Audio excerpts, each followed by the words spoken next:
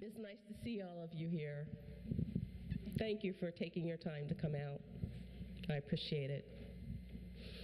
As you heard tonight, this has been a long journey, one that I was very resistant to going on. Those of you who are very close to me know that. In parts of this book, I lived in denial that I wasn't going to write it, that it was only going to take a couple years. When I guess we were on going on our third year of working on it, and I said to Barbara, I said, this is taking forever.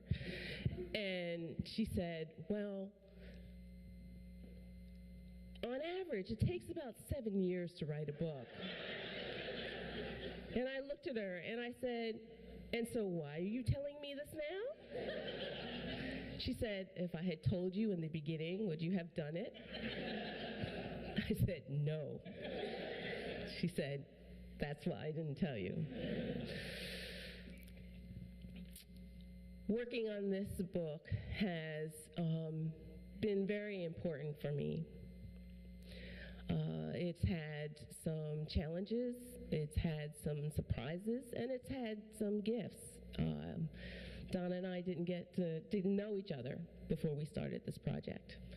So I can say we know each other now after living with each other for a year.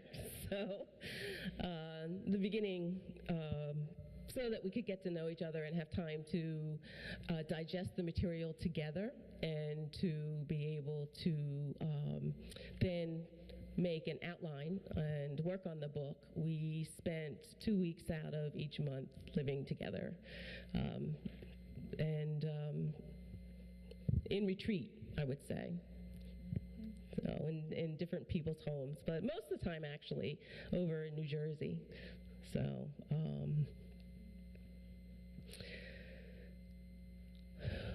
one of the reasons that I eventually did agree to write this book is because of Sarah Mapps Douglas. Sarah Mapps Douglas grew up worshiping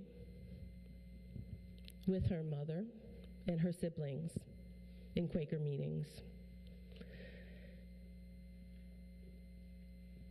In the 1800s. In fact, she worshiped in this very room, back on the back bench with her family.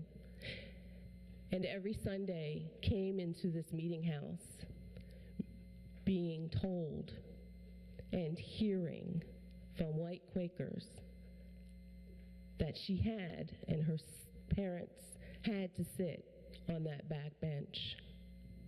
And when there were white Quakers who would go over to the bench to sit with them, they were rebuffed, they were told by those same white Quakers that that bench was for the black people and that they couldn't sit there. I really admire Sarah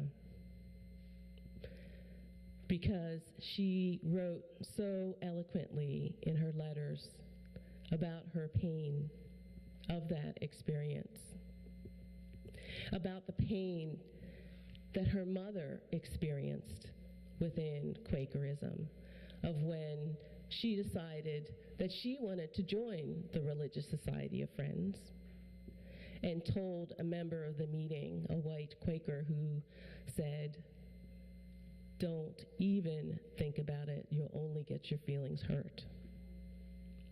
So she didn't.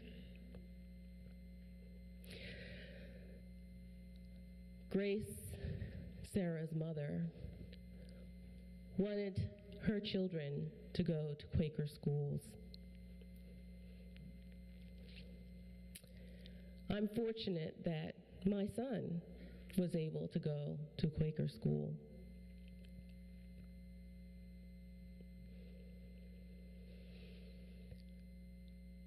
But I know from some of his experiences of being a student there and some of my experiences of being a parent there that we experienced challenges, as Charlotte shared with us.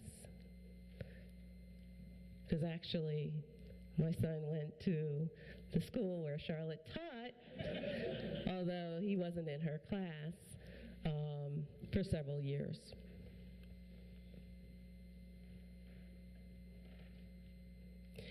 So a part of the reason for me for doing this work, taking the time out of my life and my family's lives to produce this book, is to thank Grace and Sarah and to let them know that they are visible and heard.